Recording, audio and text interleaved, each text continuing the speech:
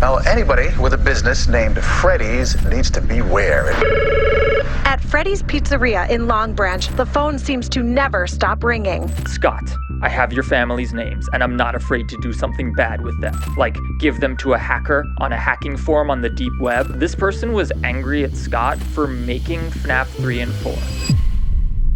Five Nights at Freddy's, arguably one of the most popular video games of all time. With a blockbuster movie, 9 beloved game installments, the Five Nights at Freddy's community has only grown throughout the years. But that may not necessarily be a good thing. My name is visualventure, and we'll be diving deeper into the dark side of the FNAF community. Make sure to stay till the end to find out about the most disturbing parts of the fandom that you might not even know existed. Stolen designs. With Five Nights at Freddy's, aka FNAF, having such a large worldwide fandom, many people have taken this as an opportunity to make some cash, but not in the most ethical ways. There are countless cases of people using FNAF materials, both copyrighted and fan-made, to make money online. Theft has been a common problem in the FNAF community, with so many fan projects like fan arts and fan renders being created on a daily basis. Many artists tend to get their work stolen and reused for commercial purposes without their permission. This is my most stolen piece of artwork I have ever made. I don't know what it is about it, but it is literally everywhere. I've had friends that have seen it on Pinterest with no credit. I've seen it on Amazon. I've seen it on, well, AliExpress. Artists constantly have their work stolen and made into merchandise, which have made thousands of dollars. But the artists themselves get no credit, and more importantly, no money from the profits. All this, unfortunately, is a common thing in most fandoms. There are plenty of artists that have to fight tooth and nail to get their designs removed from the shops of random sellers. This problem of unauthorized selling isn't limited to third parties. There have been incidents where the masterminds behind the actual FNAF franchise themselves have used fan art and renders without permission from the original creators. Controversy arose when the teaser images of the long-awaited Five Nights at Freddy's VR game Help Wanted were released back in 2019. In one of the teasers, there was a blue render of Funtime Foxy, which at first glance just looked like a new model. But upon further inspection, fans started to notice that this was not the case. If we transpose Gabbo's Foxy head onto the Foxy in the image, it becomes extremely apparent that at least some of this Funtime Foxy was copied from Gabbo. The majority of the Foxy model was actually a fan render that was made by an artist in the community. And that artist in particular had not given the franchise permission to use their work, and was not compensated for it either. Scott Cawthon, the creator of the FNAF franchise, was quick to apologize for this incident. The teaser was immediately taken down and a statement was released explaining the situation. In the statement, Scott said that this was an isolated incident and that it wasn't done with bad intentions. He then praised the artists in the community for their talent, saying that some fan models even look better than the official ones. And while the statement was well received within the community, believing it was a genuine mistake, this isn't the first time something like this has happened. Funko, this isn't your original design. You stole this. On August 25th, 2018, YouTuber Animatronic posted this video titled Funko Stole Fan-Made Designs. In the video, she reviewed a line of FNAF-inspired figures by Funko called the Arcade Vinyl Collection. And for the first half of the video, things seemed to be going alright. That is, until she got to the Foxy figure in the collection. I knew I'd seen this somewhere before, but gosh, this is really strange. It's still a cool figure, but now we know it was really made by a true fan. A fan that was kind of ripped off. And this is just the tip of the iceberg, because some members of the FNAF fandom are more than capable of inflicting harm. The toxic culture. Ever since the first Five Nights at Freddy's release in 2014, the fanbase has been growing, but the bigger the community, the more bad apples there are. And the FNAF community soon earned itself a negative reputation that it did not want to have. Toxicity is a common thing when it comes to large-scale online fandoms, and for the FNAF community, that is no exception. But while many fandoms seem to be wary and even aggressive towards outsiders, the FNAF fandom is one of the rare few that has just as much internal hostility as as they do external. Within the FNAF world, fans get excited about different parts of the story, whether it's games, books, or shows. But this means that everyone forms different opinions. But instead of accepting differing opinions, many members start conflict. Whenever theorists don't agree on a certain fan theory, it becomes a breeding ground for intense hatred in the community. Fan wars have become a norm in the fandom, which have escalated to not just arguments, but also more concerning things like threats and even doxing. This vocal minority of the fandom has even taken their toxicity outside of the community, issuing threats to people's families, friends, and coworkers. Even the creator of the franchise is not immune to this toxicity. Scott Cawthon, the creator of the FNAF franchise, has dealt with his own fair share of issues when it comes to the fandom, particularly in regards to the safety and privacy of him and his family.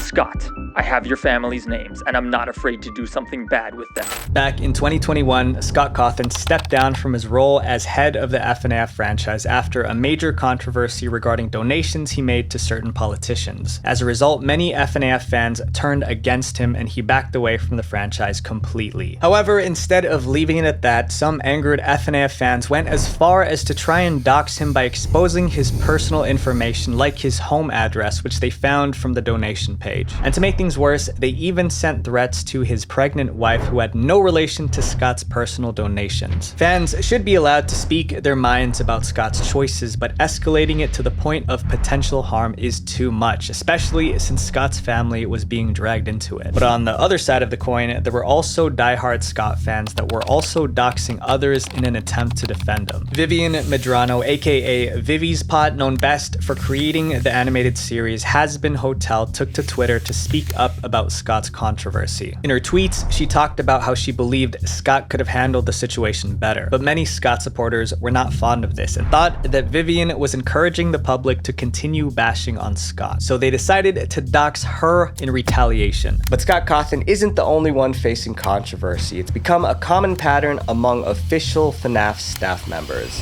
Controversy from within. Before we talk about the controversial employees within the FNAF community, I want to thank today's incredible sponsor, Manscaped. So the product I have for you guys today is the Handyman Compact Face Shaver. I'm going to tell you guys a secret. So I've never used a normal razor before. I've never even bought shaving cream in my life. 2 reasons. I'm terrified of getting cuts from normal razors, and electric shavers are just straight up more convenient. But I know that normal razors give you a better shave than electric ones. Until today, because the Handyman gets you the closest shave of any electric shaver that I know of and features skin-safe technology designed to help reduce cuts. It has a unique dual blade. One side is a long hair lever blade to cut down long stubble, then use the other side, which is a standard foil lever for a smooth finish. As a YouTuber, I'm literally working 14 hours a day, so I try to find ways to make things more convenient for me. The Handyman cuts down a lot of time because it's compact, so I can take it anywhere and store it anywhere, and it's waterproof, which makes cleanup super easy. And because of its compact size and rechargeable battery, it's also airplane friendly. It has a whole 60 minutes runtime on a single charge. Manscaped gave me a special deal for you guys. Go to manscaped.com/visual and use my code visual20 at checkout to get 20% off your purchase of the Handyman. I'm definitely going to use this thing for a super long time.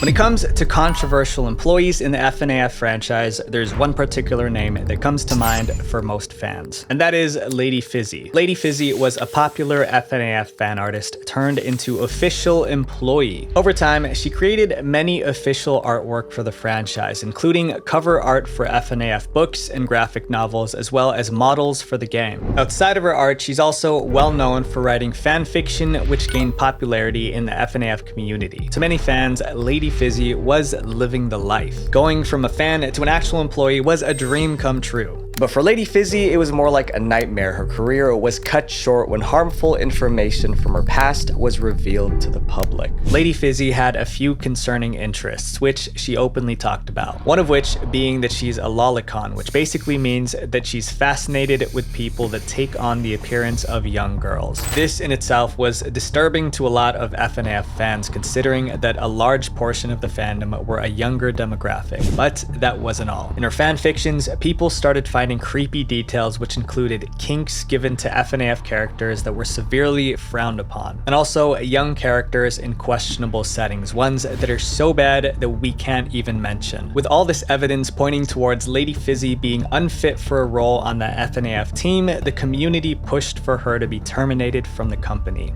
The hate for Fizzy got so strong and enough that around early 2023, a hashtag was made and spread around Twitter, #FireLadyFizzy, as an effort to encourage Scott to fire her from the series.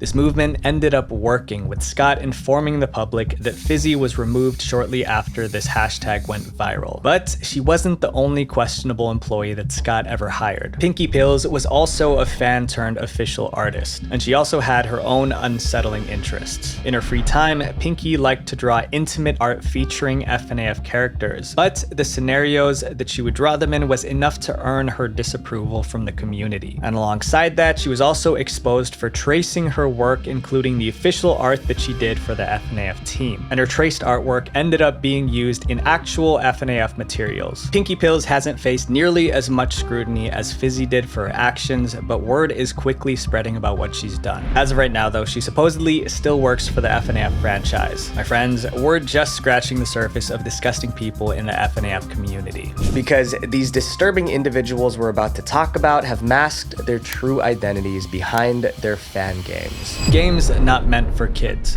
Hello everybody, my name is Markiplier and welcome to the mega episode of Five Nights at Freddy's Fan Games. When it comes to fan-made content, there are few communities that can compare to Five Nights at Freddy's. The fan game culture is huge within the fandom, with some developers creating games that are so good that they're comparable to the original ones. But while there are undoubtedly gems in the FNAF fan game genre, there are also some games that are not only poor in quality, but just straight up wrong. Funtime at Homer's is a fan game that mixes The Simpsons and FNAF together, but in the trailer video for the game, it was found that the N-word was plastered somewhere in the video. This, of course, caught the attention of fans, and the developer was quickly called out. Another fan game called Five Nights at the Haunted House also found themselves in controversy, but for a much worse reason. In the Five Nights at Freddy's games, the introduction scene is always a series of newspaper headlines that relate to the game. But in this fan game, the newspaper headlines were not only morbid, but also real. The headlines featured real missing persons cases, including two of whom both sadly ended up passing away. The developer was immediately criticized for being insensitive and using the pain of real families as part of his game. And these fan games just get worse. While fan games are its own category in the FNAF community, there's a subcategory of games that's been growing in popularity: NSFW FNAF games. In these games, the animatronics from the original series are made to look more human-like, more sensual. This means giving them revealing outfits or modifying their bodies to exaggerate certain parts so they fit with the adult theme more. One of the most popular FNAF fan games is called Five Nights in Anime. These are games that morph the animatronics to look more like grown women, putting them in skimpy clothing and changing up their behavior to be more intimate. And in these games, instead of surviving the night like the original game's premise is, these new characters want to do other activities with players during the night instead. What's concerning about this sudden spike in inappropriate fan games is that a lot of FNAF fans are relatively young, and they easily have access to these games. These risque character models have made their way throughout every inch of the internet, through fan art that's posted on social media, videos that are created using the models, and even as virtual avatars in games like VR Chat. In VR Chat, avatars from Five Nights in Anime, or FNIA, have taken over the game, becoming some of the most commonly used avatars. There's an entire market for avatars like these, and people pay real money to buy them. And since FNIA is an adult-themed game, many have used the avatars for inappropriate reasons, implementing features like doing certain actions. There are even exclusive VR Chat events that are hosted that can only be attended by FNIA avatars. And as you likely guessed, they aren't safe for work either. Since there's no age verification on the game, many of VR Chat's players are actually kids. Those with FNIA avatars commonly use VR chat as a way to meet potential partners. With nothing to go off aside from a voice and no way to verify anyone's age, you can see how this can be a scary situation. But despite the nature of these games, there are many FNIA fans who love them. One of the most common topics they talk about on social media is just how attracted they are to some characters. The rapid rise of these types of fan games created a new subculture within the fandom, attracting those who like the game's characters just a little too much.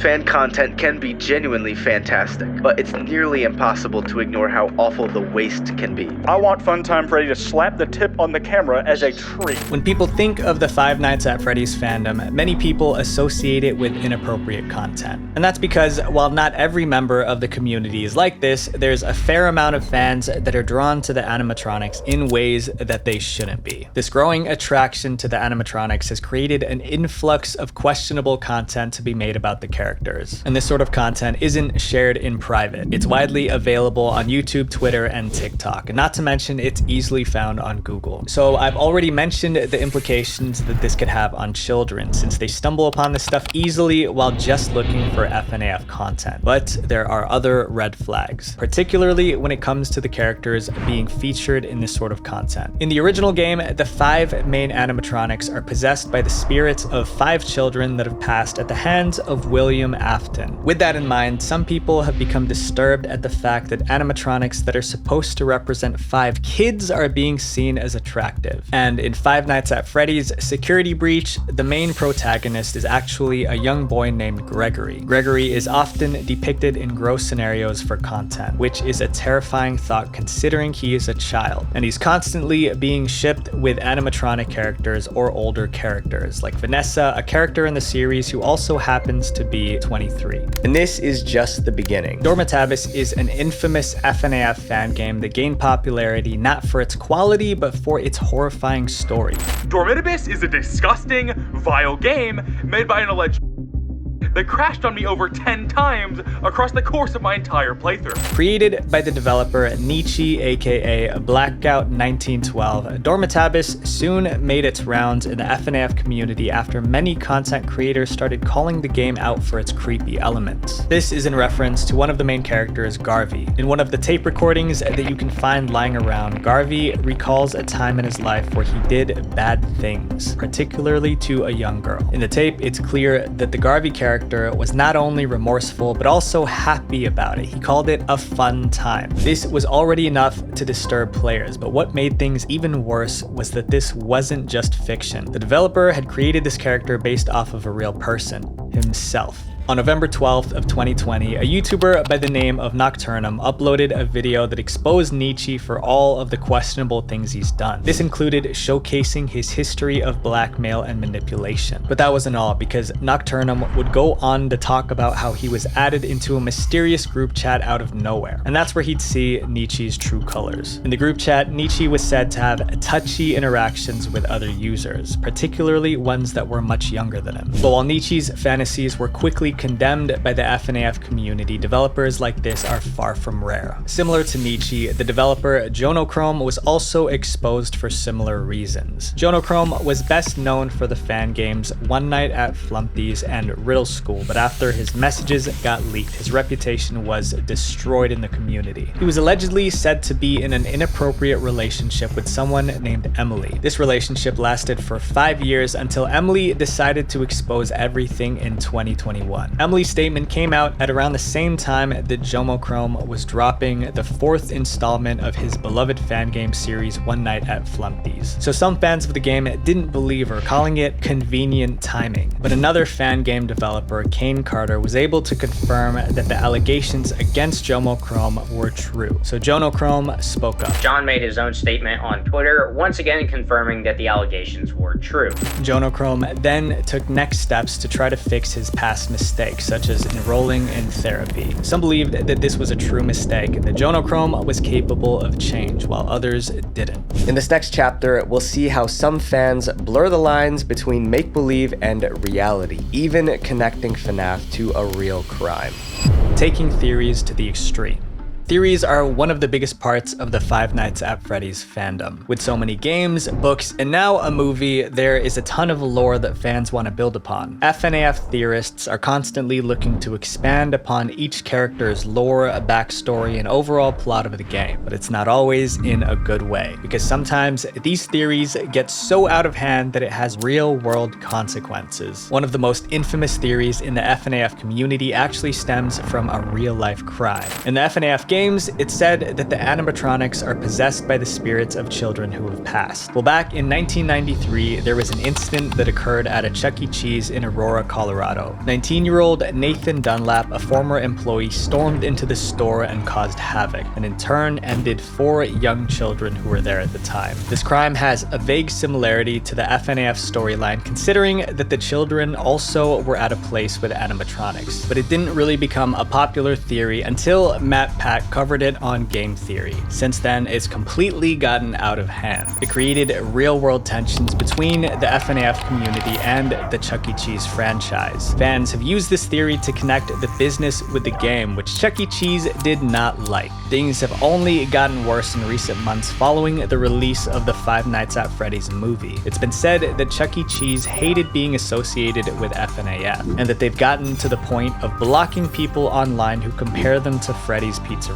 However, during the FNAF movie's promotion period, Chuck E. Cheese tried to take advantage of this for their marketing strategy. They created ads and events that were similar to FNAF lore in an attempt to try and get more customers while the movie was being hyped up. This was not received well by FNAF fans, as tensions were already high between the two communities, and fans started to retaliate.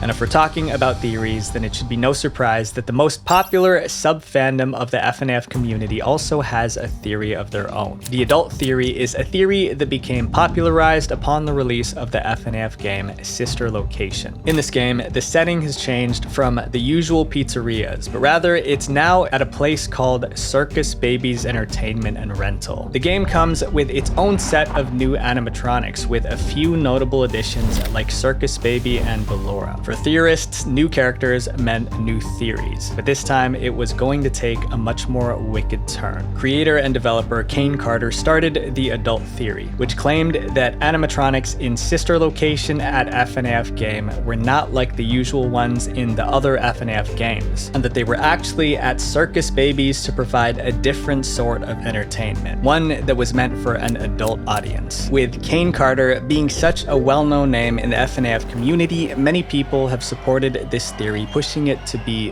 for real. But that's problematic considering many of FNAF fans are young. And with all the recent releases, it seems like the franchise has been trying to cater to younger audiences. And of course, it's time to talk about the fans who take things to the next level. Fans with no limits. The FNAF fandom is very devoted to their game and the characters within it, sometimes to the point where it's unhealthy and even dangerous. The most recent examples could be tied to the release of the Five Nights at Freddy's movie. With FNAF having such a passionate fan base, this has made the franchise's entrance into mainstream media a lot more difficult. The diehard fans of the games have clashed more than once with casual moviegoers, and there have been multiple incidents of FNAF fans who have ruined film showings by wreaking havoc. It's been bad, bro. It's been really bad. I saw one video on Twitter of a bunch of people ending up fighting in a cinema because they had different opinions on the film. Fans have been filmed stealing Five Nights at Freddy's themed cardboard cutouts, posters, and other merchandise from movie theaters. There are even videos of FNAF fans running through entire malls screaming and shouting as they follow someone who has stolen a piece of merchandise from the theater. The most famous incidents date back to 2015 and 2016 when FNAF fans overwhelmed local pizzerias so badly with spam calls because of baseless theories. In 2015, a piece of source code of an FNAF game was released that had a phone number inside of it, which just so happened to also belong to a pizzeria, which was the setting of the game. Thinking this was some sort of clue or leak of the next game, countless fans spam called the real pizzeria, harassing its employees and causing damage to the business. It got so bad that the creator Scott Hawthorne had to delete deliberately tell fans to stop doing this in a formal statement. But despite his best attempts, that didn't help at all, because a year later in 2016, this same thing happened again when another pizzeria was mass called about FNAF. Now, anybody with a business named Freddy's needs to beware. If your phone is already not ringing off the hook,